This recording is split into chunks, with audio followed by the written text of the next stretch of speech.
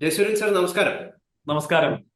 കഴിഞ്ഞ ദിവസം വിഴിഞ്ഞം തുറമുഖ വേദിയില് ഉദ്ഘാടന വേദിയില് രാജീവ് ചന്ദ്രശേഖരന് ഇരിപ്പിടം നൽകുവുമായി ബന്ധപ്പെട്ടിട്ടുള്ള വിവാദം, ആ വിവാദത്തിൽ ഇപ്പൊ അദ്ദേഹം മറുപടി നൽകിയിട്ടുണ്ട്. CPM-ന് കമ്മ്യൂണിസ്റ്റ് രാജവംശത്തിലെ മരുമകന് അത് മനസ്സിലാകണമെന്നില്ല എന്നാണ് അദ്ദേഹം പറഞ്ഞിരിക്കുന്നത്. CPM-ന്റെ മുഖപത്രത്തില് മുഖപ്രസംഗം വന്നിട്ടുണ്ട്. അതിൽ പറയുന്നത് ഇത് രാജീവ് ചന്ദ്രശേഖർ ആ വേദിയിലിരുന്ന് ഭാരത് മാതാ കി ജയ് വിളിച്ചതൊക്കെ അല്പത്തരമാണ് എന്നാണ്. അങ്ങ് എങ്ങനെയാണ് ഇതിനെ നോക്കിക്കാണുന്നത്? രാജ്യത്തെ VIP-കളുടെ പ്രോഗ്രാമുകൾ മാർക്സിസ്റ്റ് പാർട്ടിക്ക് അറിഞ്ഞുകൂടാത്തത് കൊണ്ടല്ല.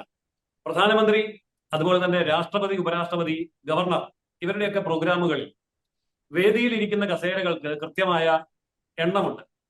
അതിൽ ഒരു കസേര ആർക്ക് വേണമെങ്കിലും കൊടുക്കാൻ ഈ വരുന്ന VIP-കൾക്ക് അധികാരമുണ്ട്. അതുപോലെ തന്നെ സദസ്സിന്റെ മുൻനിരയിലെ VIP കസേരകളിലും എത്ര എണ്ണം വേണമെങ്കിലും റിസർവ് ചെയ്യാൻ ഈ പറയുന്ന VIP-കൾക്ക് സാധിക്കും. അങ്ങനെ അവർ ചെയ്യാറുമുണ്ട്. അപ്പോൾ അവിടെ മറ്റ് പ്രോട്ടോകോളുകൾക്ക് ഒന്നും സ്ഥാനമില്ല. ഇപ്പോൾ ആള് കേന്ദ്രമന്ത്രിയാണോ അല്ലയോ, MP ആണോ അല്ലയോ, സംസ്ഥാന മന്ത്രിയാണോ അല്ലയോ, ഇതൊന്നും അവിടെ ബാധകമല്ല. കാരണം VIP പ്രോട്ടോകോൾ വേറെയാണ്. ഈ അടിസ്ഥാനത്തിലാണ് രാജീവ് ചന്ദ്രശേഖരനെ കേന്ദ്ര ഗവൺമെന്റ് വേദിയിലേക്ക് വിളിക്കുന്നത്. ഇത് കോൺഗ്രസിന്റെ ഭരണകാലത്തും ജനതാദളിന്റെ ഭരണകാലത്തും ജനതാ പാർട്ടിയുടെ എല്ലാ കാലഘട്ടങ്ങളിലും ഇത് അങ്ങനെ തന്നെയാണ്. ഇതൊക്കെ CPM-ന് അറിയാം. പക്ഷേ രാജീവ് ചന്ദ്രശേഖർ ആ വേദിയിൽ വരുമ്പോൾ BJP എന്ന് പറയുന്ന പ്രസ്ഥാനത്തിനും ഈ വിഴിഞ്ഞം തുറമുഖത്തിന്റെ സ്ഥാപനവുമായി ബന്ധപ്പെട്ടും പ്രാമുഖ്യം കിട്ടുന്നു. ജനങ്ങൾ അത് അറിയുന്നു. ഇത് CPM-ന് അസ്വസ്ഥത ഉണ്ടാക്കുന്ന വിഷയമാണ്. മാത്രമല്ല, എല്ലാ കാര്യവും ഞങ്ങളാണ് ചെയ്യുന്നത് എന്ന് ഏറ്റവും കൂടുതൽ വീമ്പിളക്കുന്ന റിയാസ് താഴെ ഇരിക്കേണ്ടി വരുന്നു. BJP-യുടെ സംസ്ഥാന അധ്യക്ഷൻ മുകളിൽ ഇരിക്കേണ്ടി വരുന്നു. അതിലുള്ള അസഹിഷ്ണുത, ബാലിശമായിട്ടുള്ള അസഹിഷ്ണുത, അതാണ് റിയാസ് പ്രകടിപ്പിച്ചത്. അപ്പോൾ അതെന്തുകൊണ്ടാണ്? അദ്ദേഹം പാർട്ടിക്ക് വേണ്ടി പണിയെടുക്കാതെ പാർട്ടിയുടെ പരമോന്നത നേതാവിന്റെ മകളുടെ ഭർത്താവായി എന്നുള്ളത് കൊണ്ട് മാത്രം കിട്ടിയ ചില പദവികളിൽ അദ്ദേഹം അങ്ങേയറ്റം അഹങ്കരിച്ചു പോയി എന്നുള്ളത് കൊണ്ടാണ്. ആ അറിവില്ലായ്മയും അഹങ്കാരവുമാണ് റിയാസിന്റെ പ്രതികരണമായി വന്നത്. എന്നാൽ ആ പ്രതികരണത്തോട് പ്രതികരിക്കുകയാണ് ശ്രീ രാജീവ് ചന്ദ്രശേഖർ ചെയ്തത്. ഒരു ഡൈനാസ്റ്റിക് പൊളിറ്റിക്സിലേക്ക് CPM നീങ്ങുകയാണ്. ലോകത്തെല്ലായിടത്തും കമ്മ്യൂണിസ്റ്റ് പാർട്ടി അധികാരത്തിൽ വന്നപ്പോൾ എല്ലാ രാജ്യങ്ങളിലും ഉണ്ടായ സംഭവം, ആദ്യമൊക്കെ അത് തൊഴിലാളി വർഗ പാർട്ടിയായി, പിന്നീട് അധികാരം കയ്യിലിരിക്കുന്ന കാലത്തോളം അത് കുടുംബാധിപത്യ പാർട്ടിയായി മാറി. ഇത് തന്നെയാണ് പിണറായി കുടുംബത്തിലേക്ക് ഇപ്പോൾ വന്നിരിക്കുന്നത്.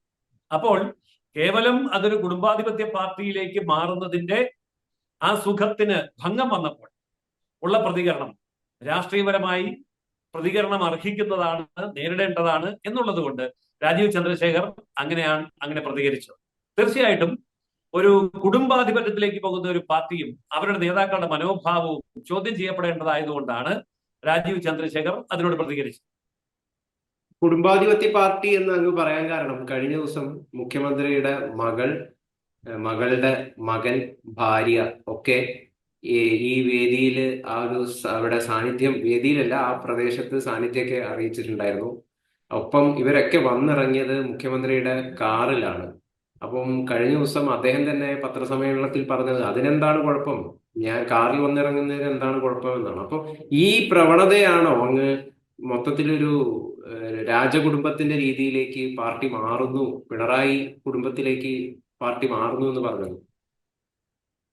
തീർച്ചയായിട്ടും അതെ. അവലോകന യോഗം എന്ന് പറയുന്നത്, അതായത് വിഴിഞ്ഞം പോർട്ടിനെ സംബന്ധിച്ചുള്ള അല്ലെങ്കിൽ ഭരണപരമായ കാര്യങ്ങളെ സംബന്ധിച്ചുള്ള അവലോകന യോഗത്തിൽ മുഖ്യമന്ത്രി പങ്കെടുക്കുക എന്ന് പറഞ്ഞാൽ മനസ്സിലാവും. പക്ഷെ മുഖ്യമന്ത്രിയുടെ കുടുംബാംഗങ്ങൾ എല്ലാവരും കൂടെ പങ്കെടുക്കുക എന്ന് പറഞ്ഞാൽ അതിന് രണ്ടർത്ഥമാണുള്ളത്. ഒന്ന്, ഈ അവലോകന യോഗത്തിൽ പങ്കെടുക്കുന്നത് കുടുംബപരമായ ഒരു ചുമതലയായി കണ്ടുകൊണ്ട് കുടുംബത്തിന് മുഴുവൻ അത്തരം ഭരണപരമായ കാര്യങ്ങളിൽ പങ്കെടുക്കാനുള്ള അവസരം ഒരു അവകാശമാണ്, ഒരു രാജഭരണം പോലെയാണ് എന്നുള്ള ഒരു പ്രഖ്യാപനം.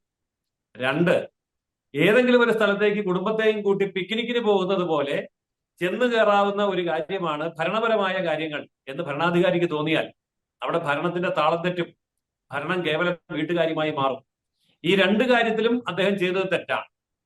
അതുകൊണ്ടാണ് ആ വിഷയം പൊതുവെ നമ്മുടെ സമൂഹത്തിൽ ചർച്ച ചെയ്യപ്പെട്ടതും അതിന്റെ പേരിൽ ചോദ്യം ചെയ്യപ്പെട്ടതും. അപ്പോൾ അതുകൊണ്ട് തന്നെ നമുക്ക് ഒരു കാര്യം മനസ്സിലാക്കാം, ഒരു കുടുംബാധിപത്യത്തിന്റെ വഴിമരുന്നിടുന്ന എല്ലാ ലക്ഷണങ്ങളും, പിണറായി കുടുംബത്തിന്റെ സർവാധിപത്യത്തിന്റെ ലക്ഷണങ്ങളും നമ്മൾ കാണുന്നുണ്ട്. ഇത് കണ്ണൂരിലുള്ള സഖാക്കന്മാർക്ക് വളരെ വ്യക്തമായിട്ട് അറിയാം. കണ്ണൂരിലെ ജയരാജന്മാരെ ഓരോരുത്തരെ ആയിട്ട് ഒതുക്കി അദ്ദേഹം കൊണ്ടുവരുന്നു. പാർട്ടിക്കുള്ളിൽ തലയെടുപ്പുള്ള, ജനങ്ങളോട് ബന്ധമുള്ള, വിവരവും വിദ്യാഭ്യാസവുമുള്ള എല്ലാവരെയും ഒരു മൂലക്കിരുത്തിയിട്ട് കേവലം പള്ളിക്കൂടത്തിൽ പോയിട്ടില്ലാത്തതും വിദ്യാഭ്യാസവും വിവരമില്ലാത്തവരും പൊതുജനങ്ങളോട് പെരുമാറാൻ അറിയാത്തതും ഭരണപരിചയമില്ലാത്തവരും ആയിട്ടുള്ള ഇറാൻ മൂളികളെ മാത്രം ചുറ്റും നിർത്തി ഒരു കിച്ചൺ ക്യാബിനറ്റ് രൂപീകരിച്ചാണല്ലോ ഇപ്പോൾ പിണറായി ഭരിക്കുന്നത്. അതുകൊണ്ട് ഈ അടുക്കള ഭരണം അതിന്റെ സകല വൃത്തികേടുകളോടും ജുഗുപ്സയോടും കൂടി എത്ര കാലം സഹിക്കണം കേരളം? ആ ചോദ്യമാണ് രാജീവ് ചന്ദ്രശേഖറിലൂടെ പുറത്തു വന്നത്. VT ബലറാം കഴിഞ്ഞ ദിവസം എഴുതിയ പോസ്റ്റ് വലിയ വിവാദമായിട്ടുണ്ടായിരുന്നു. എനിക്ക് രാവിലെ 8 മണിക്ക് തന്നെ വരുമാനം അറിയാം, നാണം കെട്ട് സ്റ്റേജിൽ ഒറ്റയ്ക്ക് ഇരിക്കാനും അറിയാം എന്നാണ് രാജീവ് ചന്ദ്രശേഖരന്റെ ഇരിപ്പിടത്തെ കുറിച്ച് അദ്ദേഹം പറഞ്ഞത്. നേരത്തെ ഒരു വേദിയിൽ എത്തുന്നു, വളരെ കൃത്യനിഷ്ഠതയോട് കൂടിയിട്ട് അവിടെ ഇരിക്കുന്നതിൽ എന്താണ് ഇത്ര വലിയ തെറ്റ്? അതിലൊരു കാര്യം നമ്മൾ പ്രത്യേകം മനസ്സിലാക്കേണ്ടതുണ്ട്. പ്രധാനമന്ത്രിയുടെ വേദിയിൽ ഇരിക്കണമെങ്കിൽ 1 മണിക്കൂർ മുമ്പ് ചെന്നേ പറ്റൂ. അവിടെ രാജീവ് ചന്ദ്രശേഖർ മാത്രമല്ല ആ വേദിയിൽ ഇരുന്നത്. രാജീവ് ചന്ദ്രശേഖരെ പോലെ തന്നെ ആ വേദിയിൽ നേരത്തെ എത്തിയ വ്യക്തിയാണ് നമ്മുടെ CPIM-ന്റെ രാജ്യസഭാ അംഗം, കൈരളി ചാനലിന്റെ നേരത്തെ ചുമതലക്കാരനുമായിട്ടുള്ള അദ്ദേഹത്തിന്റെ പേര് ഞാൻ പെട്ടെന്ന് ജോൺ ബ്രിട്ടാസ് നേരത്തെ എത്തി അവിടെ ഇരിപ്പുണ്ടായിരുന്നു. കാരണം പ്രോട്ടോകോൾ അങ്ങനെയാ. ഇപ്പൊ ജോൺ ബ്രിട്ടാസ് അവിടെ ഇരിപ്പുണ്ടായിരുന്നു. അതുപോലെ തന്നെ മറ്റ് കേന്ദ്രമന്ത്രിമാർ, ജോർജ് കുര്യൻ, അതേപോലെ സുരേഷ് ഗോപി, ഇങ്ങനെയൊക്കെയുള്ള ആൾക്കാരും അവരും പ്രധാനമന്ത്രി വരുന്നതിന് മുമ്പേ അവിടെ എത്തിയേ പറ്റുമോ? അത് പ്രോട്ടോകോളാണ്. അപ്പോൾ അങ്ങനെ അവരൊക്കെ ഇരുന്ന വേദിയിൽ ഇദ്ദേഹം ഇരുന്നത് മറ്റേ അറ്റത്തായതുകൊണ്ട് അദ്ദേഹത്തിന്റെ മാത്രം ഫോട്ടോ എടുത്തിട്ട് അദ്ദേഹം ഒറ്റയ്ക്ക് വന്ന് നേരത്തെ കയറിയിരുന്നു എന്നുള്ള ദുരുപദിഷ്ടമായ കള്ളം, അതാണ് ഇടതുപക്ഷത്തിന്റെ കുപ്രചരണം. അതായത് നേരത്തെ വന്നവർ അവിടെ ഉണ്ട്, 1 മണിക്കൂർ മുമ്പ് എത്തിയേ പറ്റൂ.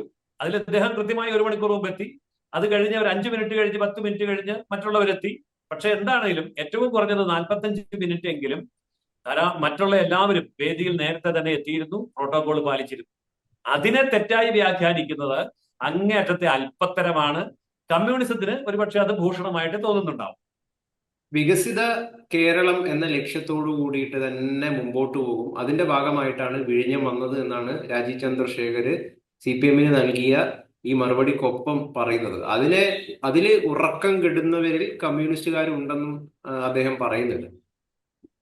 ശരിക്കും നമ്മൾ അതിനെ അങ്ങനെയാണോ കാണേണ്ടത്? കാരണം പിണറായി വിജയന ഇപ്പം കഴിഞ്ഞ ദിവസം വാസവൻ തന്നെ വിശേഷിപ്പിച്ചത് കർമ്മയോഗി, കാവ്യനീതി കർമ്മയോഗി അദ്ദേഹമാണ് ഈ പ്രൊജക്ട് കൊണ്ടുവന്നത്. സംസ്ഥാനത്തിനാണ് ഏറ്റവും കൂടുതൽ വിഹിതം ഇതിലുള്ളത്. അതുകൊണ്ട് പിണറായി മാത്രമാണ് ഇതിന്റെ ഏറ്റവും വലിയ പിതൃത്വത്തിന് അവകാശവാദി എന്നൊക്കെയാണ്.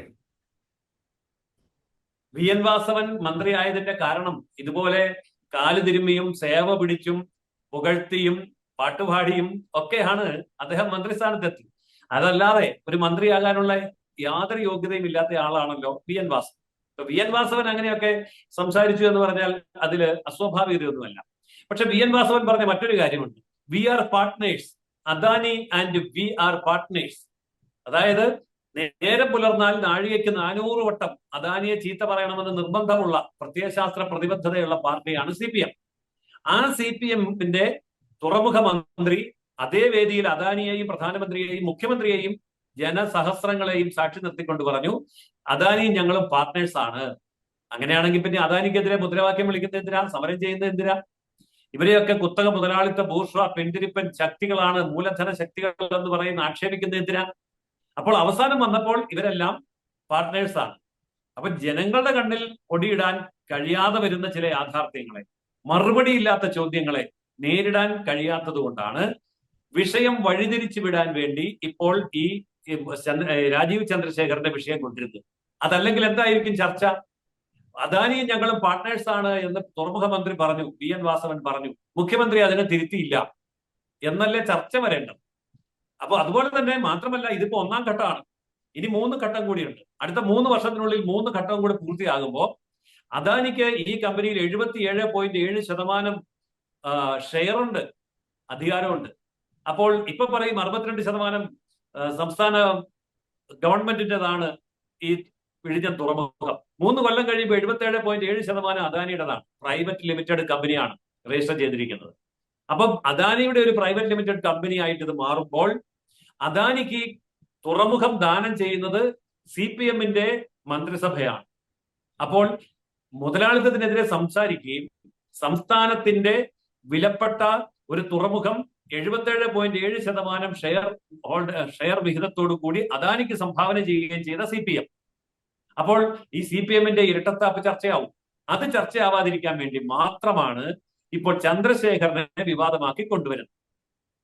MV ഗോവിന്ദൻ സംസ്ഥാന സെക്രട്ടറി ഇന്ന് പറയുകയുണ്ടായി, കേന്ദ്രം ഭരിക്കുന്ന ഒരു പാർട്ടി, ആ പാർട്ടിയുടെ സംസ്ഥാന പ്രസിഡന്റിന് വേദിയിൽ ഒരു ഇരിപ്പിടം നൽകുന്നതിൽ വലിയ കുഴപ്പമൊന്നുമില്ല, പക്ഷെ അതിലൊരു ജനാധിപത്യ വിരുദ്ധതയുണ്ട്.